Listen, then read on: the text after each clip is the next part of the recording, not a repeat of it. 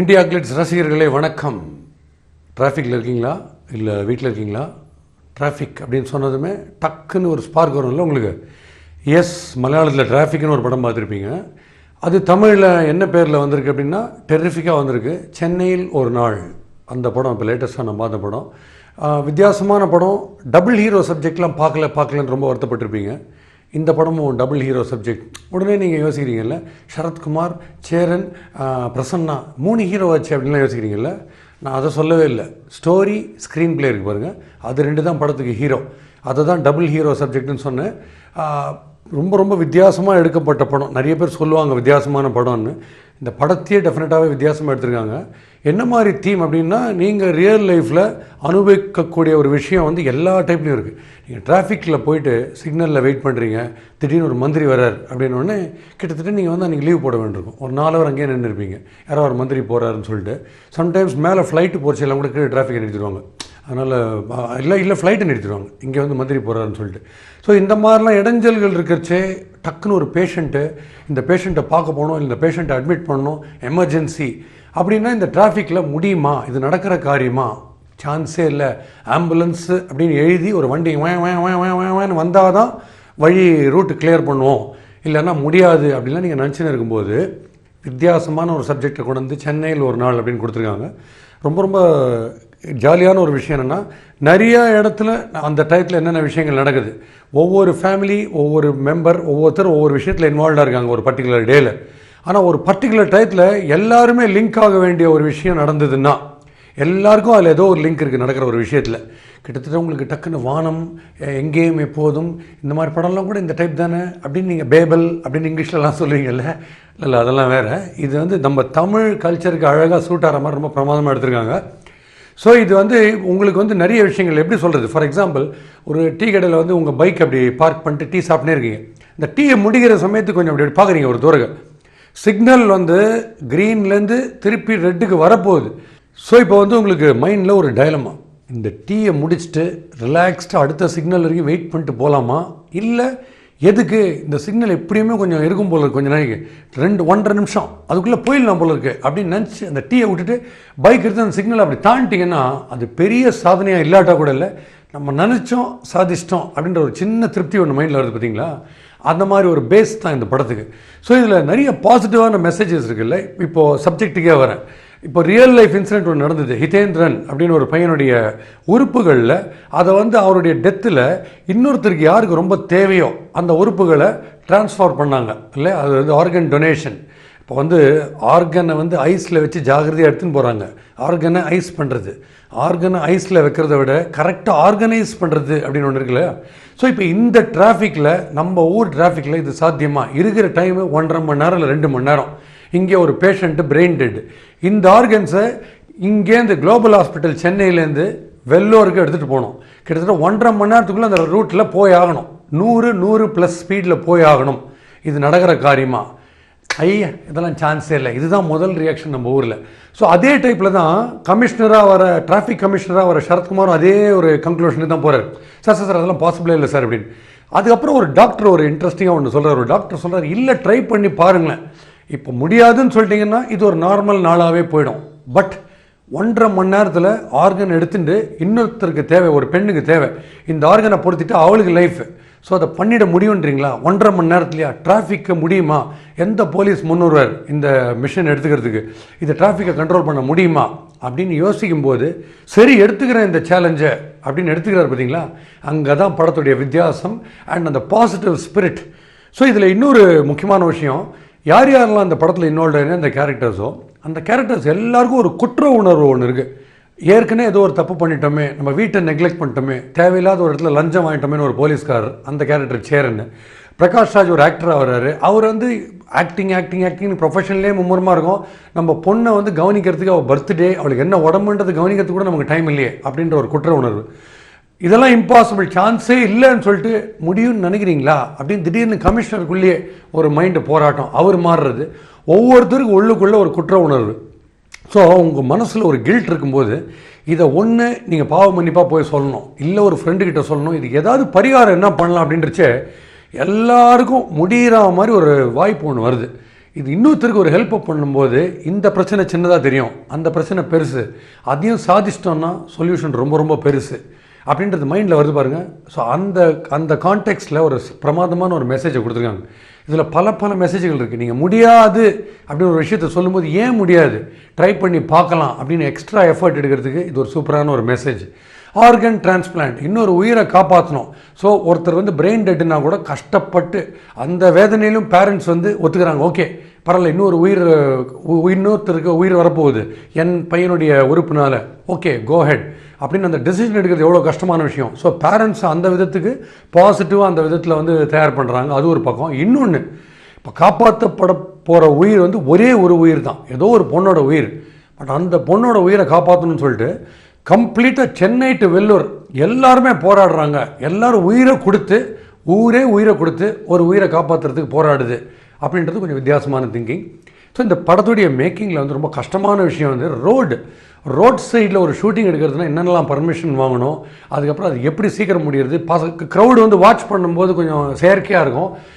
க்ரௌடை பார்க்காதீங்க, இந்த பக்கம் நீங்கள் பாட்டு கேஷ்ல இருங்கலாம் சொல்லுவாங்க. இதெல்லாம் மீறி ஸோ டிராஃபிக்லேயே நடக்கிற ஒரு விஷயத்தை அந்த டிராஃபிக்கில் என்ன ஸ்பீடோ அதை விட டபுள் த ஸ்பீடில் சினிமாட்டோகிராஃபியாக இருக்கட்டும் இல்லை எடிட்டிங்காக இருக்கட்டும் எல்லா டிபார்ட்மெண்ட்லேயுமே இல்லை ஃபுல் கவனத்தோட எக்ஸ்ட்ராடினரியான ஒரு ஃபிலிமை கொடுத்துருக்காங்க. ஏன்னா நீங்கள் பார்க்கும்போது இந்த படம் முடியும் போது மெசேஜ் இதில் சொல்லணும்னு அவசியமே கிடையாது. நீங்களே மனசளவில் பயங்கர பாசிட்டிவ் ஆகிடுவீங்க. சூப்பர்பா, கொண்டு போய் சேர்த்துற மாட்டாங்களா, இந்த 1.5 மணி நேரம் கிட்டத்தட்ட படம் முடியறதுக்கும் ஒரு 2 மணி நேரம், இந்த படம் முடிகிற சமயத்துக்குள்ளே இந்த உறுப்புகளை கரெக்டாக போய் கொண்டு சேர்த்துற மாட்டாங்களா, அந்த பொண்ணு தப்பிச்சிடாதா. இது ஒரு நியூஸ் ஐட்டம் எடுத்துக்கங்களேன், உறுப்பு தானம் ஒருத்தர் பண்ணியிருக்காரு, இன்னொருத்தரை காப்பாற்றிட்டார் அப்படின்றது நியூஸ் ஐட்டம் தான். இந்த ஒரு 2 நிமிஷம் நியூஸ் ஐட்டத்தை 2 மணி நேரத்துக்கு காமிக்கணும். பட் இது ஜஸ்ட் ஒரு நியூஸ் ஐட்டமாக இந்த உறுப்பை கொண்டு போய் சேர்த்துட்டாங்க டயத்துக்கு அப்படின்னா நீங்கள் கை தட்டுவீங்க, சாதாரண விஷயம். ரொம்ப நிறைய விஷயங்களை நீங்கள் இதில் ரசிக்கலாம். ஃபார் எக்ஸாம்பிள், இப்போ இந்த ஆக்சிடென்ட் விக்டம் யார் உயிர் போதோ யாருக்கு, அவர் ஒரு பெரிய ஜேர்னலிஸ்ட், டிவி ஜேர்னலிஸ்ட் ஆகணும்னு ஆசைப்படுறாரு.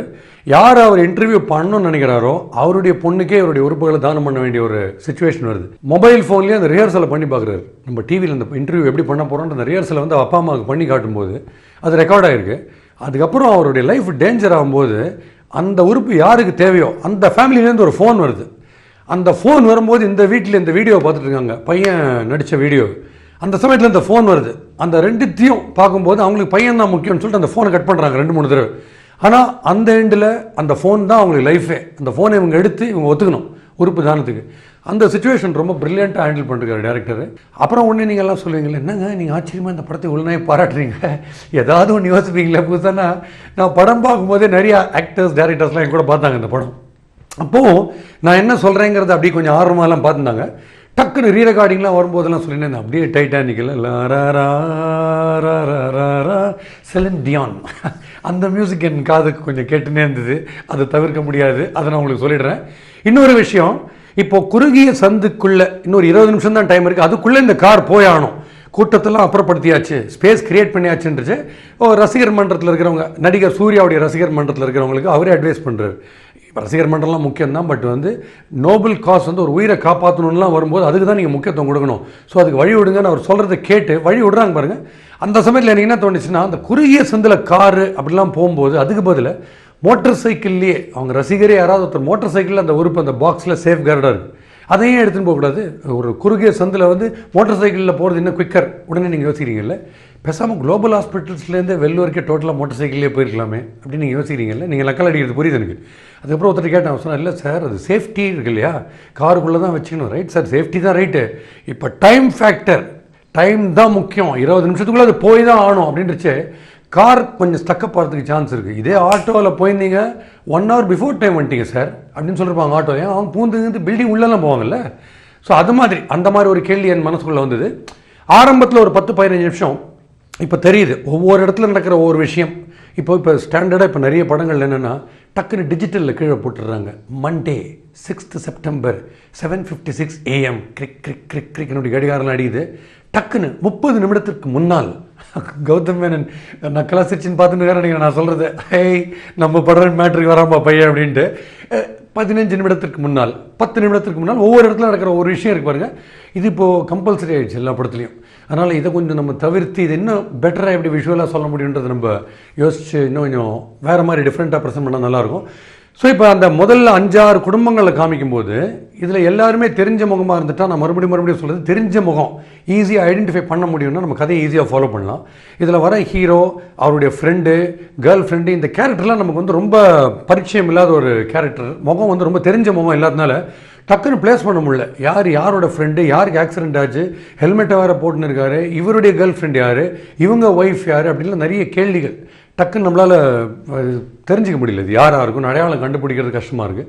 அந்த விதத்தில் கொஞ்சம் டிஃப்ரெண்ட்டாக இன்னும் தெரிஞ்ச முகம் இல்லை ஏதாவது ஒரு கிடுமி வச்சுன்னு கேரக்டரிஸ்டிக் ரொம்ப கிளியராக இருக்குது அப்படின்னு நம்ம புரிஞ்சுக்கிற மாதிரி ஏதாவது ஒரு கேரக்டர் கிரியேட் பண்ணியிருந்தா அந்த தெளிவு இன்னும் இருந்திருக்கும்.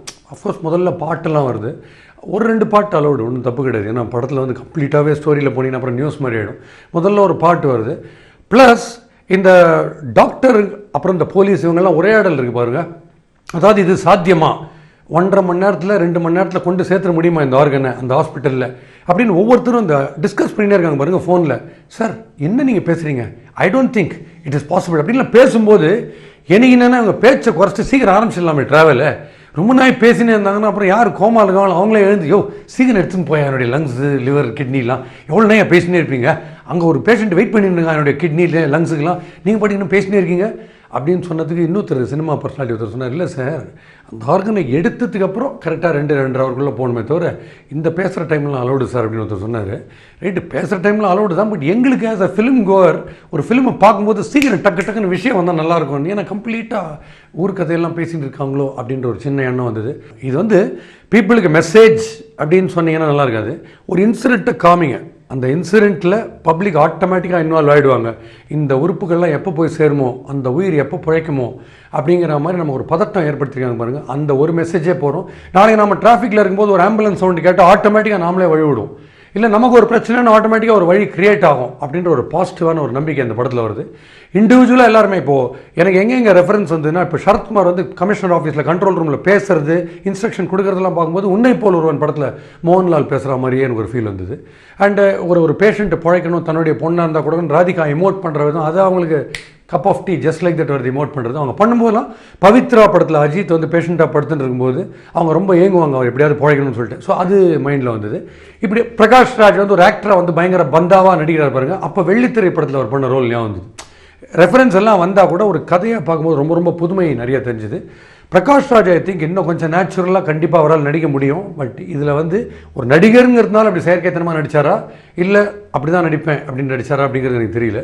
ஸோ அதை பிரகாஷ் ராஜை பார்க்கும்போது நான் கண்டிப்பாக கேட்பேன். Overall very positive message. நீங்கள் பாசிட்டிவாக இருங்க, முடியாதுன்னு எதையுமே சொல்லாதீங்க. அது எந்த டிராஃபிக் எதுவாக இருந்தாலும் உங்களால் தாண்டி போய் ஜெயிக்க முடியுன்ற ஒரு பாசிட்டிவான மெசேஜ். இன்னொன்று, எல்லாருக்குமே குற்ற உணர்வு இருக்கும். அந்த குற்ற உணர்வுலேருந்து வெளியில் வரணும்னா, இந்த ப்ராப்ளம் சின்னதாகணும்னா வேற ஒரு பெரிய ப்ராப்ளத்துக்கு கை கொடுங்க, அதுக்கு ஒரு சொல்யூஷனை தேடுங்க அப்படின்ற ஒரு சூப்பரான மெசேஜையும் சொல்லியிருக்காங்க. கண்ணுக்கு முன்னாடி லைஃப் எப்படி உருவாகுது பாசிட்டிவாக அப்படின்றத ப்ரில்லியண்ட்டாக காமிச்சிருக்காங்க. Hats off to the entire team. ஃபைனலாக உங்களுடைய பஞ்ச் லைன் என்ன சார்? அதாவது உறுப்பு தானம், உருப்படியாக படம் எடு அப்படின்னு நிறைய பேர் சொல்லுவாங்க. உறுப்பை வச்சே உருப்படியாக படம் எடு அப்படின்னு எவ்வளோ பேர் சொல்லுவாங்க. ஸோ அங்கேயும் சூப்பராக ஸ்கோர் பண்ணிருக்காங்க. Director Shahid, hats off to you and your entire team. சென்னையில் ஒரு நாள், தியேட்டரில் பல நாள் ஓடுங்கிற ஒரு நம்பிக்கை எனக்கு கண்டிப்பாக இருக்குது. Well done and hats off. நான் பயத்துல காரை வேகமா ஓட்டிட்டு வந்துட்டேன். அன்எக்ஸ்பெக்டடா டிராஃபிக் சிக்னல்ல ஏதோ வண்டி மேல மோதிட்டேன். விட மாட்டேன், யாரா இருந்தாலும் விட மாட்டேன். மீடியாவுக்கு போறேன். என்னால முடிக்க முடியுமா முடியாதான்னு தெரியாத ஒரு டியூட்டி. ஒரு மோசமான நிலையில என் மேல விழுந்த கரையை துடைக்க எனக்கு கிடைச்சிருக்க வாய்ப்பு. The mission is on. It is my responsibility.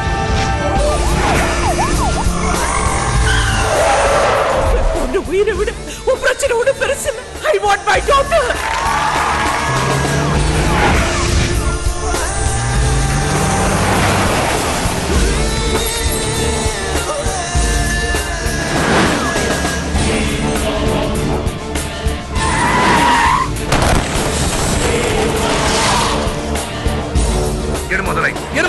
I want him. உடனே ஆபரேஷன் தியேட்டர் கொண்டு போங்க. And please start all the procedure for the surgery.